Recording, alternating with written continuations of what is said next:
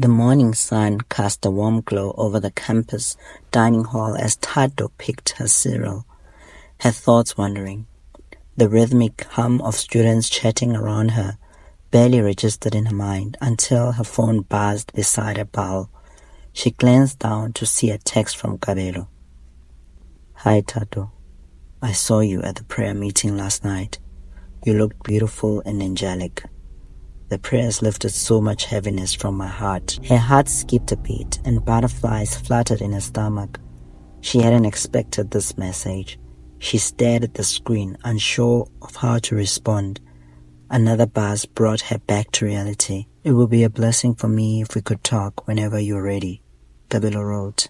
Tato wanted to respond but felt the need to take things slowly. She chose to send a heart emoji reaction to both messages instead. Later, she shared the texts with Lerato, her roommate, who advised her to send a proper reply. "Leaving him hanging isn't kind, Tato. He reached out from the heart," Lerato said, her gentle eyes full of wisdom. The night, lying on her bed, with the faint sound of campus life outside her window, Tato picked up her phone. She took a deep breath and began to type. "Thank you for the compliment, Kabelo. You were right. It would be good to talk. How about we meet?" Kabelo, who had been studying, felt his heart leap when he saw Tato's message. His fingers flew over the keys. "I appreciate that.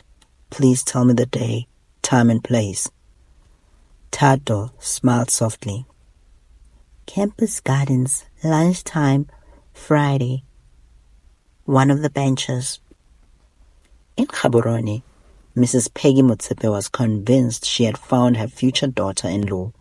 Every day she chatted with Zandile, asking how the pregnancy was treating her, sending money for spa treatments and going baby shopping. Peggy's younger daughter, Gito, was skeptical. "Mom, I don't trust Zandile. Something feels off," Gito said, her bright eyes filled with concern. "Gito, you're too young to understand relationships. Focus on getting to university," snapped Mrs. Motsepe. Peggy even invited Zandile over for the spring holidays, suggesting it to be a good time if her parents approved. Zandile was thrilled, as she didn't have to reveal her pregnancy to a strict mother yet, a school principal in a private school in Johannesburg. Friday arrived, and Tato felt a mix of excitement and nerves. She scored her wardrobe for the perfect outfit, finally settling on an orange summer ankle-length mixed dress paired with a white cardigan. She prayed before leaving her room, seeking calm for the meeting ahead. Kabelo found Tato seated at a bench in the campus garden, engrossed in her Bible app. As he approached, his heart swelled at the sight of her in that dress he always loved. She looked up, sensing his presence, and they shared a shy smile. "Hi, Tato. I brought you your favorites: chicken mayo and lettuce sandwich, mango juice, and your preferred chocolate bar," Kabelo said, holding out the food. "Oh wow, thank you, Kabelo. You remembered," Tato replied, a soft smile playing on her lips. Kabelo's heart melted at the sight of the smile he missed seeing for so long. They settled down to eat, the tension between them gradually lifting. Kabelo began. "Tato, I miss you so much. I know Zandile dragged us that night. I couldn't have done anything with her. Plus, I never had any hint of attraction to her." Tato nodded, tears welling up. "I believe you, Kabelo. I had a splitting headache for days after that dinner. It took prayers and discernment to realize what really happened." "I love you, Tato. I would never hurt you.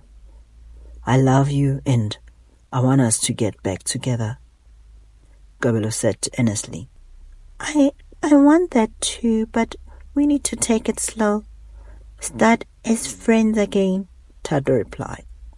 Kabelo agreed, but their conversation was soon interrupted. Zandile, spotting them from a distance, felt a surge of anger. She ran to her room and recorded a voice note, feigning cries. Zandile's message reached Mrs. Motsepe within minutes. "I just saw Kabelo with his ex-girlfriend." Zandile's voice shook with false emotion. "I'm scared, Mrs. Motsepe. What if it doesn't want anything to do with me or the baby?" Mrs. Motsepe immediately dialed Zandile back, her heart heavy with concern. "Don't worry, my dear," Mrs. Motsepe comforted her over the phone. "Kabelo will come around. I'll talk to him. You focus on taking care of yourself and the baby. Would you like a little pampering? Okay, I'll send you some money." Zandile's face lit up. "Thank you so much. You are too kind." "That's what family does. Go and spoil yourself," Mrs. Motsepe assured her, transferring 3,000 rands to Zandile's bank account. As the call ended, Zandile's sorrow turned into a victorious grin. She immediately went online shopping, excited about her spoils. Unaware of the undercurrents running beneath his relationship, Kabelo attended to his studies, only to be interrupted by a message from his younger sister Kitso. "Hey, big bro, did you know Mom is inviting Zandile over for spring break? She believes she's carrying your baby." Kitso texted, her words heavy with disbelief. "What? That's a lie, Kitso. I never touched it. I would not even touch that girl with a pole." Kabelo's shock and frustration seeped into his reply. Kitso replied quickly, "I knew it. Zandile is manipulating Mom. Someone needs to stop her." Kabelo felt a surge of determination mixed with dread. He had to confront Zandile, but he also needed to confide in Tato. She deserved to know. "Can we meet during or after supper at the dining hall, please?" Kabelo texted Tato, fingers trembling. "What's up? Sure. During supper is best. I have prayer and devotion with Lerato after supper," Tato responded calmly. The dining hall, usually vibrant with student chatter, felt tense as Kabelo and Tato sat across from each other, the gravity of their discussion weighing heavily between them. "Tato, I need to tell you something. Zandile has befriended my mom, lied about being pregnant with my child, and now they're planning a holiday visit over at my house," said Kabelo. Tato's eyes widened with shock and disbelief. "She what?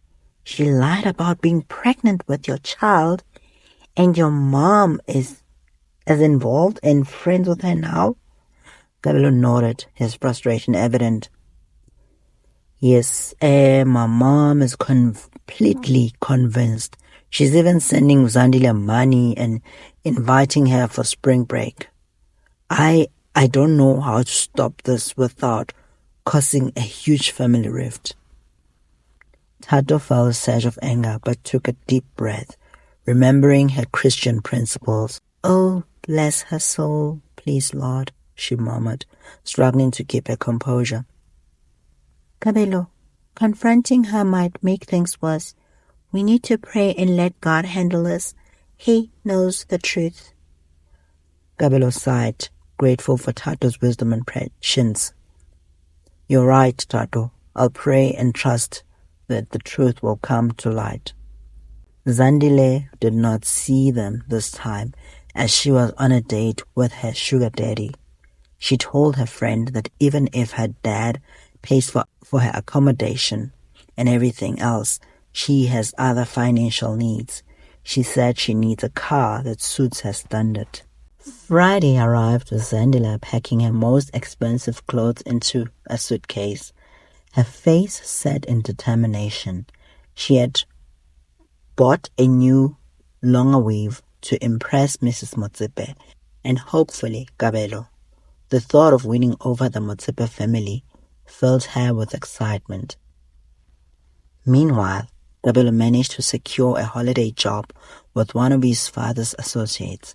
giving him an excuse to stay away from home. He booked his flight earlier than his mother expected, hoping to avoid any confrontations with Zandile. He rather wanted to travel back to Gaborone, so to protect Tato from his mother's sharp tongue, he gave her the money to book for the flight. On the plane to Gaborone, Tato and Kabelo reminisced about their school days, laughing about funny moments with teachers and classmates. Tato even suggested they pray together on the flight. "This feels right," Kabelo admitted, holding Tato's hands as she led him in prayer. Afterward, Tato dozed off on his shoulder, leaving Kabelo to daydream about a future with her. Kabelo's heart swelled with renewed hope and affection as he held Tato's hand while she slept. He prayed silently for his parents in hopes that they would see through Zandile's schemes and for them to open their hearts to Tato. Upon arriving at the airport in Gaborone, they separated to prevent any prying eyes from sharing their travel details back home. Tato was welcomed by her loving parents, who had brought along their joyful 4-year-old nephew, Buso. He had been staying with them to keep them company while Tato was away. Tato's parents, humble and kind-hearted, greeted her with warm smiles and tight hugs. Kabelo watched from a distance, noticing how gentle and loving Tato was with Buso. It made his heart ache for the family life he wants to build with her. Kabelo was picked up by his family's driver, determined to navigate his upcoming days with caution, prayer, and faith. While Kabelo faced the manipulation at his family home, Tato would nurture the connection she was rekindling with him. Their journey was far from over, and they would soon learn the depth of faith, love, and resilience. Mrs. Motsepe's face tightened in disappointment when she heard that Kabelo had already returned home, shattering her meticulously laid plans to set him up with Zandile on the same flight. Determined to salvage the situation, she drove herself to the airport to fetch Zandile herself. The luxurious SUV glided smoothly through the streets of Gaborone, its polished exterior reflecting the evening sun. Mrs. Motsepe's thoughts raced as she imagined how she could justify Zandile's sudden appearance to her husband. "Zandile, I haven't told my husband about your visit," Mrs. Motsepe admitted as she ushered her into the car. The sleek leather seats offered comfort, yet the air was thick with tension. "We need to come up with a story. We will say you are here due to complications with your pregnancy and that your mother is out of the country. My husband needs to believe you are here for valid reasons and not for Kabelo." Zandile nodded, her eyes wide as she absorbed the instructions. The car journey to the Motsepe mansion was filled with subdued chatter and the occasional sigh from Mrs. Motsepe, wrapped up in her own schemes. When Mr. Motsepe returned home late that night, the house was cloaked in silence. Mrs. Motsepe waited for him in their stately bedroom, where regal drapes framed towering windows and sumptuous carpets softened every footstep. She explained Zandile's presence using the pretext they had agreed upon. "Honey, Zandile is here because of complications with her pregnancy," she whispered urgently. "Her mother is out of the country, so it's sensible she stays with us, with the family of her baby." Mr. Motsepe looked at her with a mix of concern and skepticism.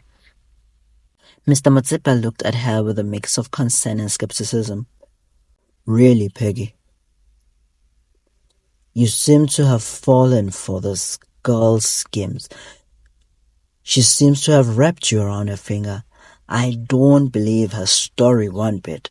I know my son, and I doubt he'd be so careless." His words were filled with doubt, yet the plot thickened, engulfing all of them in its tangled web. The next morning, the smell of a full English breakfast wafted through the mansion. Gitzo sat at the kitchen island, buttering her toast, when Zandile strutted in, a fake smile plastered on her face and wearing a tight pink dress that clung to her curves. She greeted Gitzo cheerfully. "Good morning, Gitzo. I'm Zandile." Gitzo gave her a once-over look, her eyes cool. "Yes, I know who you are. I didn't know you had clients on Gaborone," she said, pointedly referring to Zandile's provocative dress. Zandile, oblivious to the sting of Gitzo's words, took it as a compliment on her figure. Just then, Mrs. Motsepe swept into the kitchen gracefully, wearing a long pink flowy lace dress. "Zandile," she said, her tone icy, "please go dressed like a young woman visiting her in-laws and not like someone trying to hook my husband." The sarcasm in her voice burned, leaving Zandile embarrassed.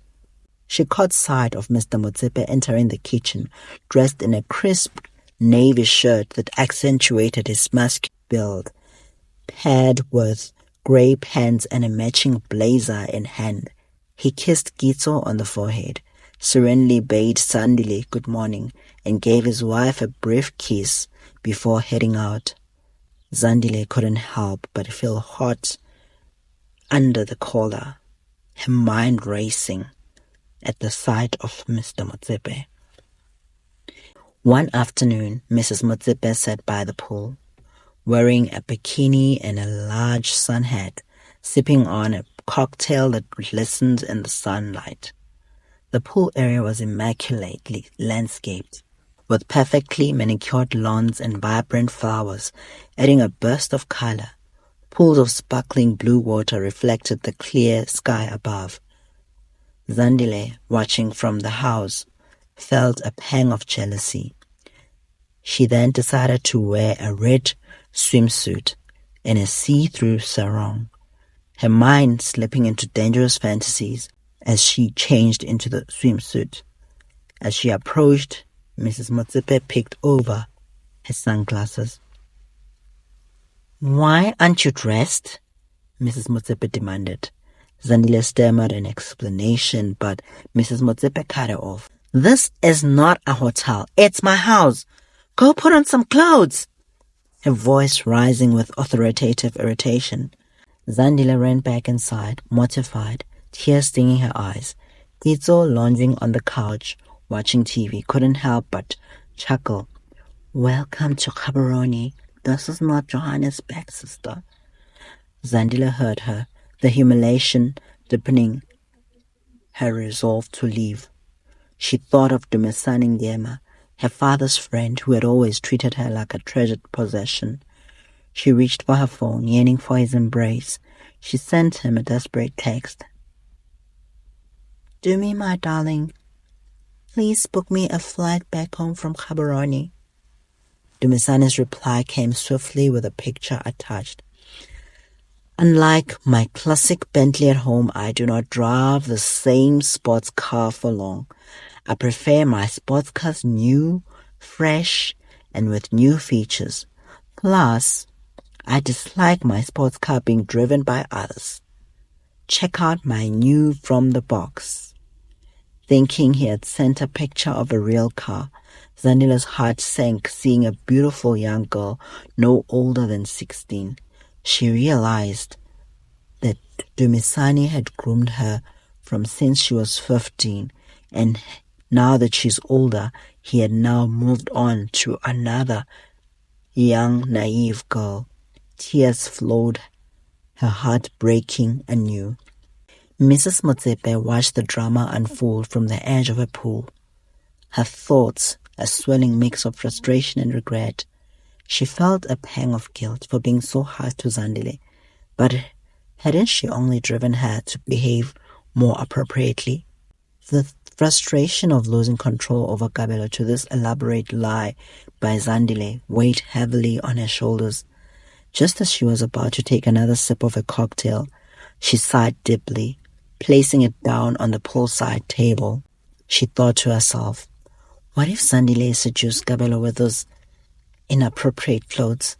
She wondered, recalling the audacity of the outfit Zandile had brought along.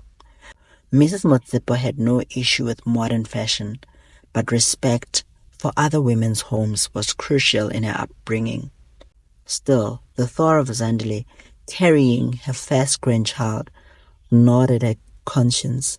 She decided she had to treat Zandile well to avoid any complication when the child is born, once and for all. Softening her stance, Mrs. Motsepe went upstairs to Zandile's assigned room.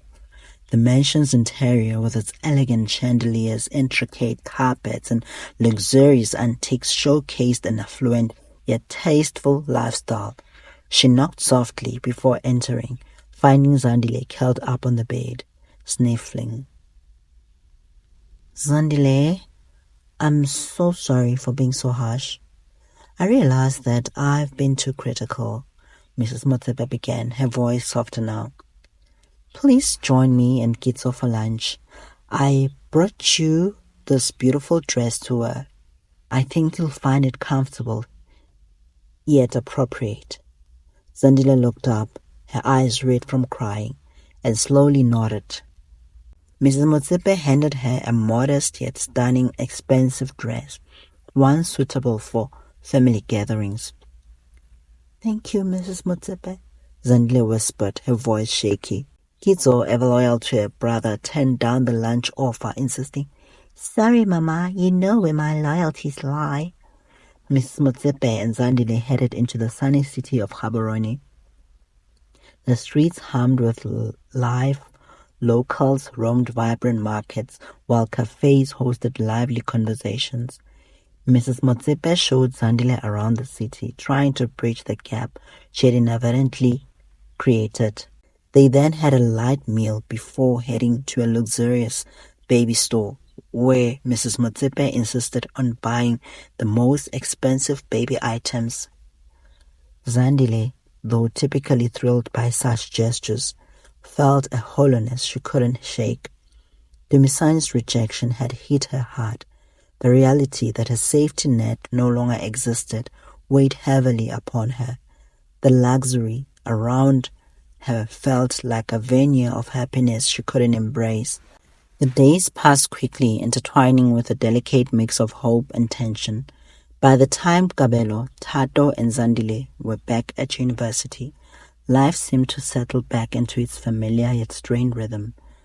Kabelo and Tato rekindled their relationship, their bond growing stronger as they became devoted members of the same church. Their bond growing stronger as they became devoted members of the same campus church. Their shared faith became a foundation supporting their love. Zandile's plan to get closer to Kabelo didn't work, as Kabelo was never around at his parents' house in Gaborone. Meanwhile, Zandile drifted into a new relationship with a businessman named Mohau Moloi. Unlike her previous paramours, Mohau was charming and generous, showering her with expensive gifts and luxurious dinners.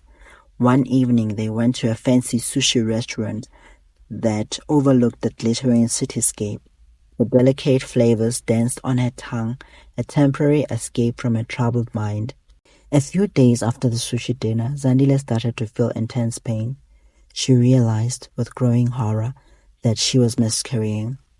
Alone in her dorm room, she experienced the miscarriage, each wave of pain intensifying her fear and loneliness. She had pushed away her closest friend, Dumi, after sleeping with Dumi's sugar daddy, a man who had been financing Dumi's studies and accommodation. Despite their friendship, Dumi refused to answer Zandile's desperate calls and messages. I trusted you, Zandile. How could you do this to me? Dumi had once cried, tearing Zandile apart with the weight of her words. Zandile, feeling utterly isolated, tried calling her father. Her voice trembling, she left a voicemail. Dad, I need you. Something's terribly wrong. Please call me back. The situation escalated quickly as she texted Mohau. I think I'm dying. Mohau, alarmed and realizing the gravity of her condition, rushed to her dorm and took her to the hospital. There, doctors admitted her for an evacuation procedure. Zandile lay in the sterile hospital room, the beeping of machines and cold reminder of her fragile state. She didn't inform Mrs. Motsepe about the miscarriage, fearing loss of support and staying hopeful she could maintain the charade. Kabelo and Tato continued thriving in their renewed relationship, supporting each other through the trials of university life. Their routine included morning prayers, study sessions, and weekend church activities. Despite the strain of their past, they found solace in each other's company and faith. While they flourished, Zandile's life seemed to spiral further out of control. She returned to campus but couldn't let go of the ache from her miscarriage or the betrayal she had inflicted on Dumi, who had been like a sister to her. In a desperate attempt to seek comfort, Zandile threw herself back into a relationship with Sipho, the young man she had faked a relationship with just to trick Tato and Kabelo in believing she was over Kabelo. However, mistrust simmered just beneath the surface. Sipho began to question her erratic behavior and frequent mood swings, unaware of a lingering grief over the miscarriage. One evening, while alone in a dorm room, Zandile found herself sobbing uncontrollably. She clutched her phone, debating whether to call or text someone. Her previous life felt like a distant memory, fragmented and out of reach. Why did I do this? Why did I push everyone away? She whispered to herself, tears streaming down her cheeks. Zandile's phone buzzed with a message from Mrs. Motsepe. How is the pregnancy going, dear? You must take good care of yourself. Remember, I'm here if you need anything. Her fingers trembled as she reread the message. The guilt and fear became unbearable. She typed back, Everything is fine, Mrs. Motsepe. Thank you. Meanwhile, news of Zandile's deceitful miscarriage had not reached Mrs. Motsepe, who still believed she was carrying Kabelo's child. Unbeknownst to her, Zandile was silently struggling with the aftermath of the miscarriage and the collapsing walls of her numerous deceptions. Kabelo and Tato, on the other hand, grew closer through shared experiences and spiritual growth, yet the shadow of Zandile's schemes lingered ominously in the background. During one of their weekend retreats with the campus church, they received a call from Kito, who was their ever-watchful ally. Hello guys, you might want to know, Mom's planning to visit next weekend and she's bringing Zandile to talk to the two of you. Be prepared, Kito said, her tone serious. Tato looked at Kabelo, her eyes wide with concern. What do we do, Kabelo? We continue praying and preparing ourselves. We'll face whatever comes together. Kabelo reassured, gripping Tato's hand firmly. Zandile's facade was cracking, and the impending visit from Mrs. Motsepe threatened to bring everything crashing down.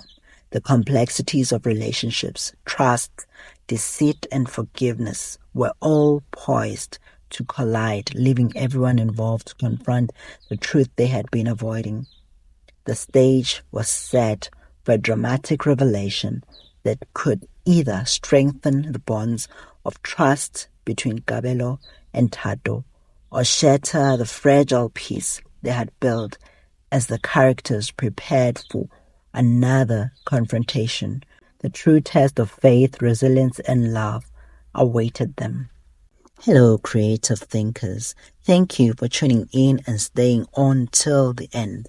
This has been a roller coaster of an emotional story, and more is still yet to come. Stay tuned to find out how the intertwining paths of truth, deception, and redemption unfold in the next gripping chapters of the story.